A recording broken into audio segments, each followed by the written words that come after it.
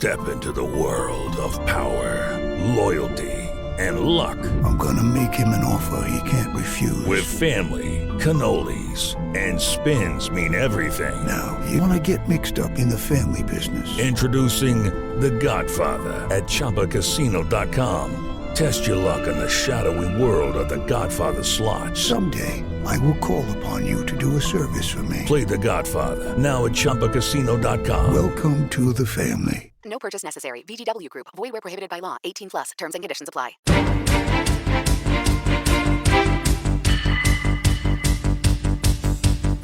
Mañanas en Libertad, con Luis del Pino.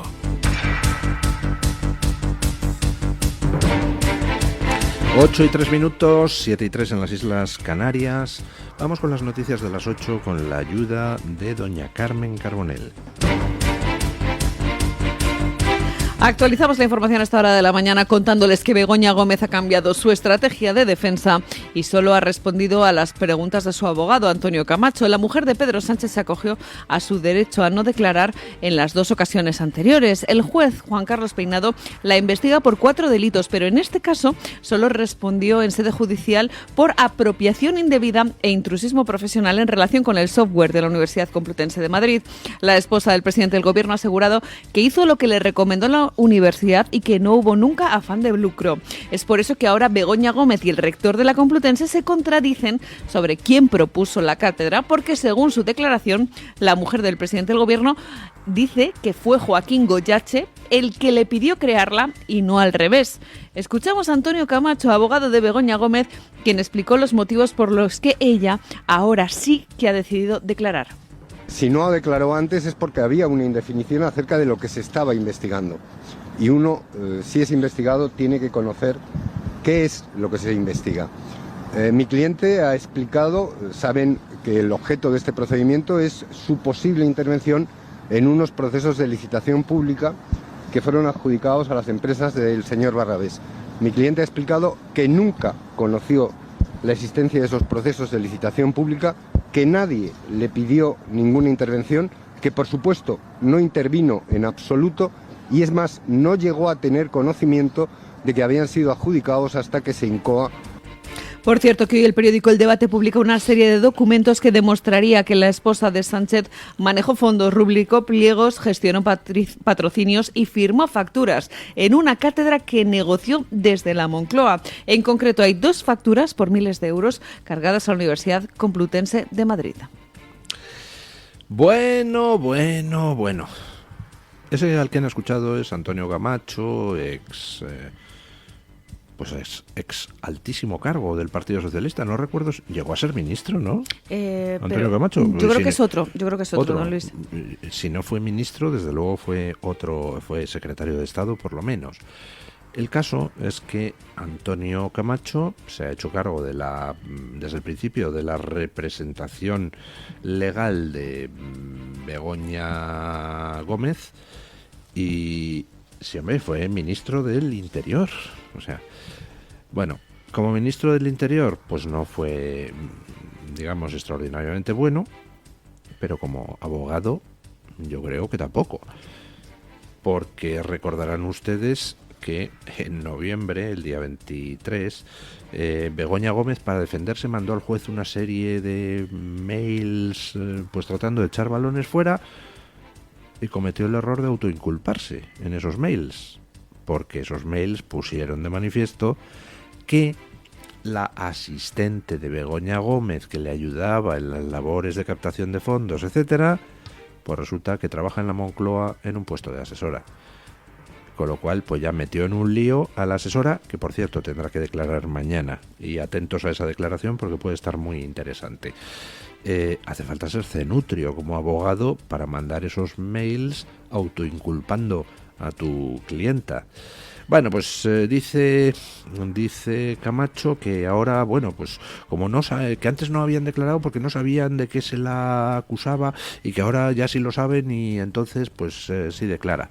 Bueno, es una manera de decir, es un eufemismo para decir, nos hemos dado cuenta de que hemos perdido la partida de la opinión pública, nos hemos dado cuenta de que le intentamos echar un pulso al juez Peinado y nos ha salido mal, nos hemos dado cuenta de que estamos metiendo la pata y por tanto pues vamos a intentar defendernos, cosa que antes no. Antes pues se dedicaban a mandar a sus chicos en los medios de comunicación, oye, saca basura contra el juez Peinado, y entonces salía una y publica, el juez Peinado tiene 2 DNIs, que era una absoluta idiotez, era una noticia falsa. Entonces, bueno, ahora la han premiado con un puesto en el Consejo de Radio Televisión Española a la... Nunca es uno suficientemente servil. Si eres ultra servil, a lo mejor te cae un puesto en Radio Televisión Española. Bueno, el caso, que ayer Begoña Gómez cambió de estrategia y en lugar de decir que se niega a declarar, pues ya declaró, pero respondiendo solo a las preguntas de su abogado. Y entonces intentó echar balones fuera, intentó decir que ella no ha hecho nada malo y de hecho pues dijo una cosa muy interesante, que es que realmente la idea de la cátedra fue del rector de la Complutense. Goyache, que te van a echar a ti el muerto encima. Ya saben ustedes que el rector de la Complutense declaró que fue idea de Begoña Gómez y que a él le llamaron y bueno, pues ahora dice Begoña Gómez que no, que fue el rector de la Complutense. Uy, aquí se avecina un careo entre los dos para ver quién demonios es el que parió la extraordinaria idea de darle a alguien que no tiene ni licenciatura una cátedra extraordinaria en la Universidad Complutense. Ay, de los dos, yo creo que Begoña Gómez cuenta con más protección. Goyache, te van a dejar vendido, ¿eh? Por cierto, ¿sigue siendo rector de la Complutense Goyache? ¿Sí? Pues caramba, no me lo explico. Porque mira que se está arrastrando por el fango la imagen de la Complutense, y ahora ya, encima, si Begoña Gómez le echa todas las culpas a Goyache, pues ni te cuento.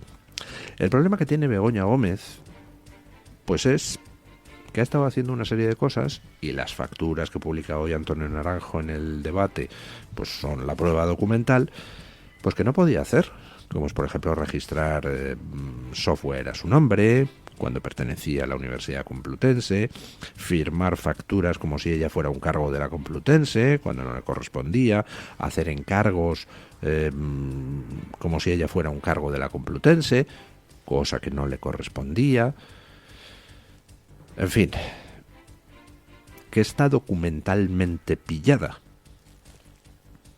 Bueno, pues la causa seguirá adelante.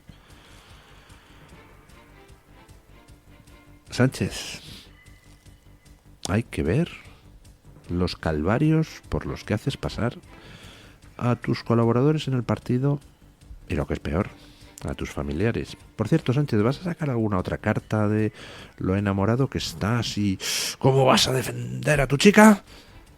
O ya no, porque en realidad todo era farsa. Al final ni siquiera has tenido, Sánchez, la decencia de acompañar a tu mujer a los tragos. Tu mujer ha tenido que comparecer en la Asamblea de Madrid. No fuiste a acompañarla. Hace falta ser de una pasta especial para dejar a tu mujer ahí a los pies de los caballos, ¿eh? Tu mujer ha tenido que comparecer ante el juez varias veces. Tampoco has sido para ir con ella.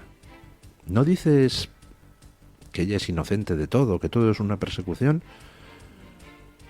Pues ¿qué haces? Oh, caballero andante, que no estás con tu princesa, pues protegiéndola con tu pecho. La verdad es que Sánchez es el prototipo de hombre rastrero, ¿eh? Porque hace falta ser rastrero para al final dejar que sea ella la que se lleve las bofetadas y tú excluirte del asunto, porque claro, no quedaría bien la foto, ¿verdad? Y a ti eso de tu imagen, la tuya, te importa muchísimo. La de tu mujer te importa 3 bledos, pero la tuya, por Dios, nada hay más valioso. En fin, seguimos con corroboraciones de lo que Aldama ha ido declarando. Hay ya una competencia entre distintos medios. ¿Ven ustedes qué buena y sana es la competencia? entre distintos medios de comunicación por sacar más pruebas documentales sobre toda esta macrotrama de corrupción que rodea a Sánchez. Y hoy, pues sale otra prueba documental relativa a otra cosa que había declarado Aldama y que también fue negada. Vamos ahora con otro caso de corrupción. En este caso hablamos de Víctor de Aldama y su conexión con el PSOE. A la luz de su declaración ante el juzgado se han desvelado una serie de mensajes de WhatsApp intercambiados con Reyes Maroto, la que fuera ministra de Pedro Sánchez.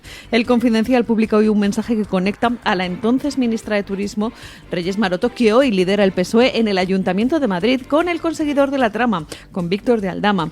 Una captura de pantalla demuestra que la exministra de Industria ayudó al empresario del caso Coldo cuando todavía estaba en el gobierno para facilitarle contacto directo con altos cargos de su ministerio. ¡Ay, qué bonito! Oiga, otra ministra más de Sánchez que se añade a la lista de contactos de Aldama, de gente que estuvo en relación con Aldama. Además no es una ministra cualquiera, es la ministra de Turismo. ¿Recuerdan ustedes las relaciones de Begoña Gómez con la Organización Mundial de Turismo? ¿Recuerdan ustedes las relaciones de Aldama con la Organización Mundial de Turismo? ¿Recuerdan ustedes la reunión en San Petersburgo entre Begoña Gómez, Javier Hidalgo y Aldama con ocasión de una reunión de la Organización Mundial de Turismo? Y ahora pues salen a la luz los WhatsApps intercambiados entre Aldama y la que era la ministra de Turismo de Pedro Sánchez. Casualidades de la vida. A ver, ¿qué ministros conectados con Aldama, con la trama, con las mascarillas, con la OMT, etcétera, etcétera, etcétera, etcétera, con los hidrocarburos, tenemos ya en candelero? Tenemos a Ábalos, Marlaska, Illa, Ángel Víctor Torres, Francina Armengol, Reyes Maroto, Teresa Rivera, María Jesús Montero, y creo que me dejo alguno. 8 o 9. ¿Había algún ministro que no se relacionara con Aldama? Además, el WhatsApp de Maroto a Aldama, pues hombre, está redactado en un tono, pues ¿cómo les diría yo? De cierta familiaridad. Querido Víctor, le dice, ¿no? Bueno, no sé. Yo no a todo el mundo le llamo querido. También es verdad que yo soy así un poco seco y un poco, en fin, retraído, pero no parece que fuera una relación con alguien a quien has visto en un evento, con alguien con el que simplemente te has cruzado al salir de una sala de reuniones. Parece que había, pues en fin, un cierto contacto previo. Querido Víctor. Bueno, pues nada. ¿Qué le vamos a hacer? Seguimos aumentando el número de ministros de Sánchez que, por alguna extraña relación, tenían relación... Perdón, no le decía querido Víctor, le decía, les leo el WhatsApp textualmente. Buenos días, Víctor, y disculpa el retraso. Escribe el retrato, pero es del autocorrector. Son días complicados en mi ministerio. Le he pasado tu contacto al nuevo director de Tour España, Miguel Sanz, para que se ponga en contacto contigo. Buenos días, Víctor. Y disculpa el retraso. ¿A ustedes les parece que esto era una relación distante? ¿O esta era una relación de alguien con quien ya has estado hablando en más de una ocasión? Bueno, pues nada, seguimos aumentando la lista de ministros de Sánchez que, por lo que sea, tenían una relación con ese Aldama al que, sin embargo, parece que nadie en el PSOE conocía. Bueno... hay mucha gente que exagera y dice que vamos a acabar como Venezuela con Sánchez. Que va, ya hemos adelantado a Venezuela en alguna cosa, escuchen. España adelanta de nuevo a Venezuela como país con más laudos pendientes de pago. Nuestro país cerrará el año con cerca de 25 fallos impagados por las condenas a las renovables. Todos se componen con la retirada retroactiva de las jugosas primas a los inversores en este tipo de energías renovables y la posterior decisión del actual Ejecutivo español de no pagar a los acreedores. Aunque los acreedores mantienen que su principal opción es alcanzar un acuerdo con el gobierno español, se espera avanzar en los embargos contra España en el primer trimestre de 2025. ¡Caramba! Y que no vaya el Falcon a ninguno de los países donde hay reclamaciones pendientes. Nada me gustaría más que ver a la fuerza pública de, yo que sé, Inglaterra, incautándose del Falcon según Sánchez baja del avión. Es más, estoy seguro de que eso ya lo tienen en cuenta y que el Falcon a ciertos sitios no va a ir. Ya tenemos más laudos pendientes de pago que Venezuela. Ya somos un país económicamente fallido. Zapatero, ese canalla que se dedica a hacer de mamporrero de la dictadura torturadora y asesina de Venezuela, pues nos metió en un lío con las renovables, con toda una política de subvenciones que nos ha costado un congo. Y al final, pues llegó el gobierno de Rajoy y dijo que, en fin, que no podía pagar semejantes barbaridades de subvenciones, porque era la ruina para España. Entonces cortó esas subvenciones y entonces pues resulta que los que se habían quedado sin eso vendieron sus derechos a fondos buitre que de lo que se encargan es de comprar activos, en fin, de dudoso cobro y poner demandas a los gobiernos. Y entonces hay toda una serie de fondos que compraron todos esos derechos no remunerados de renovables y empezaron a demandar al gobierno. Chuchu, aquí tengo esto, me debe usted en concepto de subvenciones por renovables tanto dinero. Y el gobierno empezó a litigar y el gobierno ha empezado a perder laudos, a perder casos en tribunales internacionales. Y ya son 25 los casos que hemos perdido, que no pagamos y que nos han situado en lo alto de la lista de países morosos. Pues qué bonito, ¿verdad? Y todo esto gracias a un señor llamado Zapatero. Y gracias también a un señor llamado Rajoy, que algo podía haber hecho para tratar de solucionar el tema del lío económico en el que nos había metido Zapatero con las renovables. Por ejemplo, se me ocurre, ¿por qué no creó Rajoy una empresa pública para recuperar el plan hidrológico nacional que Zapatero se había cargado y vinculó a esos que habían perdido las subvenciones a esa empresa pública? Porque de una tacada habríamos resuelto el asunto de los impagos de las primas de las renovables y el asunto de recuperar el plan hidrológico nacional. Pues no lo sé. Eso se me ocurre que se podía haber hecho, pero seguro que había otras soluciones. El caso es que al final ni plan hidrológico, ni dinero, nos embargan en todos sitios. Ya saben ustedes que nos están embargando fuera de España edificios que pertenecen a España en otras ciudades del mundo, por los impagos de estos laudos. Bueno, aquí en España ya saben ustedes también que las encuestas no gozan de muy buena fama. Y no gozan de muy buena fama porque miramos al CIS y todos los españoles somos conscientes de que Tezanos pues es un estafador, que a lo que se dedica es a sacar datos manipulados en favor del Partido Socialista, ¿verdad? Además, bueno, es que se puede ver sin más que comparar las encuestas del CIS con el resto de encuestas que salen. Pero las restantes casas de encuestas pues tampoco tienen demasiada buena fama por culpa de algunas de ellas que se dedican a sacar encuestas con el fin de promocionar ciertas ideas. Por ejemplo, antes del 23J del año pasado, con el famoso efecto Feijóo, y encuesta tras encuesta, y tenemos un estudio matemático, y tenemos una encuesta, y tenemos un promedio de encuestas que dicen que Feijóo está en 150, no, en 155, no, en 162, no, en 165, y con el PNV formaría mayoría. ¿Se acuerdan ustedes de aquella vergüenza que nos condenó a otra legislatura con Sánchez en el poder? Bueno, pues claro, las encuestadoras que participaron en esa estafa demoscópica pues han salido muy tocadas, y como resultado, pues en general en España no hay muy buena opinión de las casas de encuestas, aunque hay algunas que tratan de hacer un trabajo digno, decente y honesto. Pero no se crean que pasa solo en España. En Estados Unidos pasa lo mismo con algunas encuestadoras.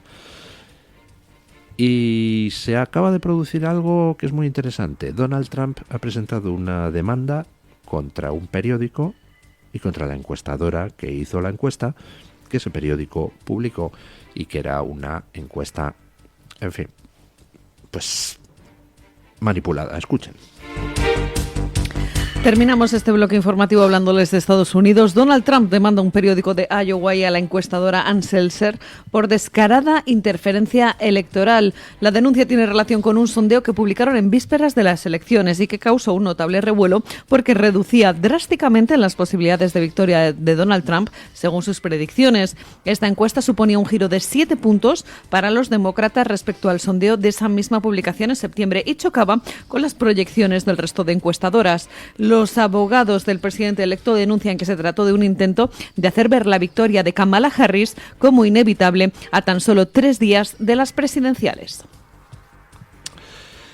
Bueno, pues resulta que todas las encuestas en Iowa daban una ventaja a Trump considerable.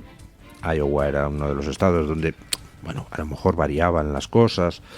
Y resulta que va una encuestadora y un periódico, el que contrataba a esa encuestadora, que también acababa de dar hacía un mes ventaja a los republicanos, y de repente te saca una encuesta a 3 días de las presidenciales dando una ventaja de 3 puntos a Kamala Harris, en contra de lo que ellos mismos habían dicho antes y de todo lo que decían todas las restantes encuestas. ¿Eso qué es? ¿Eso es una encuesta o eso es un intento de orientar el voto de la gente? ¿Hay derecho a que se intente manipular a la gente? Trump cree que no y ha presentado una demanda para que quede de manifiesto que esa encuesta era fraudulenta y paguen por ese fraude los que lo hicieron. Bueno, a mí me parece bien que Donald Trump haga lo posible para poner de manifiesto el fraude que son algunas encuestas. Y efectivamente, en Estados Unidos lo de las encuestas sobre Kamala pues ha sido la risa basilisa. Todos los gurús electorales diciendo el efecto Kamala, era como el efecto Feijóo, pero en risitas. Bueno, pues era todo manipulado, era lanzar a Kamala, pretender que había un efecto Kamala y que iba a movilizar al electorado demócrata. Mentira, cochina. Era todo una farsa. Y a mí me parece bien que Donald Trump lo ponga de manifiesto. Ahora, yo no soy partidario de prohibir las encuestas falsas. No soy partidario de castigar monetariamente o en los juzgados a las encuestadoras falsas. Ahí no estoy de acuerdo con Donald Trump. Yo creo que si hay gente que publica encuestas falsas, esa gente se desacredita a sí misma. Véase Tezanos. Tezanos publica encuestas que son una basura. ¿Y a quién le importa? Como se pone de manifiesto que son una basura, ya no orientan el voto de nadie. Ya ese fraude no sirve para nada. Lo que hay que hacer para combatir este tipo de fraudes, este tipo de mentiras, es señalar al mentiroso. Tezanos, eres un estafador. Y la gente no es idiota. Y la gente pues le pueden engañar con una encuesta, con 2. La tercera ya dice, anda, Tezanos, vete a esparragar. Y con el resto de encuestadoras, lo mismo. Las casas de encuestas que el 23J pasado se empeñaron en lanzar el inexistente efecto Feijóo, se desacreditan a sí mismas. Y de cara a unas nuevas elecciones, cuando una de esas encuestadoras trate de sacar unos datos orientando el voto de una manera, pues la gente les recordaremos, pero tú no eras el que decías que Feijóo iba a sacar 160 escaños y sacó 130. Y ya está desactivado el asunto. Con las encuestas falsas, como con los bulos, o las noticias manipuladas, o las mentiras de los políticos, lo que hay que hacer no es prohibirlas. Lo que hay que hacer es exponer las mentiras. Insisto, la gente no es idiota. Y la gente, cuando tú pones la realidad delante de sus ojos, sabe distinguir perfectamente. Bueno, vamos con don Williams Perdomo para que nos cuente qué trae hoy Voz Media en portada. Buenos días, don Williams. Muy buenos días, amigos de Mañanas en Libertad. En Voz seguimos informando sobre las noticias más importantes de Estados Unidos y el mundo. En esta ocasión encontrarán que Naciones Unidas cuenta con una reputación y una valoración que, según pasan los años, van disminuyendo y siendo más negativas. Una circunstancia que proviene de los movimientos y decisiones que da la organización en cuestiones geopolíticas o en ciertos asuntos sociales recogidos en la conocida como Agenda 2030, que la organización adoptó en 2015. Uno de los países donde se percibe de manera más notable esa pérdida es en Estados Unidos, ya que según una encuesta únicamente un 45% tiene una opinión algo o muy favorable sobre la ONU, mientras que en 2016 lo señaló el 55%. Entre tanto, los líderes del Congreso llegaron a un acuerdo bipartidista para evitar el cierre del gobierno. Con la fecha límite del 20 de diciembre pisándoles los talones, los legisladores presentaron una resolución continua de más de 1.500 páginas para extender la fecha límite al próximo 14 de marzo. De esta forma, la tarea de resolver la financiación del gobierno federal quedará para el 2025 y será tarea del próximo Congreso republicano y de la Casa Blanca de Donald Trump. Y finalmente contarles que Elon Musk ya lo tiene casi todo listo para su primera escuela en Texas. El proyecto Ad Astra, promovido por el empresario como propuesta educativa centrada en las ramas científicas y alejado de lo woke, ha obtenido confirmación por parte de las autoridades estatales de Texas. El proyecto ya tiene una página web que da detalles acerca del centro y permite acceder a un proceso de preadmisión. Estas y otras noticias las pueden ampliar en nuestra página web y en nuestras distintas plataformas digitales. Muchas gracias, don Williams. Hello, it is Ryan, and I was on a flight the other day playing one of my favorite social spin slot games on ChumbaCasino.com. I looked over at the person sitting next to me, and you know what they were doing? They were also playing Chumba Casino. Everybody's loving having fun with it. Chumba Casino is home to hundreds of casino-style games that you can play for free anytime, anywhere. So sign up now at ChumbaCasino.com to claim your free welcome bonus. That's ChumbaCasino.com and live the Chumba life. Sponsored by Chumba Casino. No purchase necessary. VGW Group. Void where prohibited by law. 18+. Terms and conditions apply.